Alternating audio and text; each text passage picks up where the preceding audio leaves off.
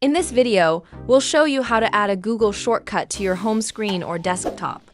If you find this tutorial helpful, please consider liking the video and subscribing to our channel. This is a great way to quickly access Google. Just double-click on the shortcut, and you'll be taken straight to the site, ready to search or do whatever you need. To get started, open any web browser. I've tried this with a few different browsers, and it works the same across all of them, so you can use whichever one you prefer. Next, go to google.com. Once you're on Google's homepage, resize your browser window. Click and drag from the corner to adjust the size. Now, click on the address bar at the top to highlight the URL. Next, click and hold the URL, then drag it directly onto your desktop. Let go and you'll see the Google shortcut appear. You can now close the browser, and whenever you double-click on the shortcut, it will open Google right away. It's really that simple.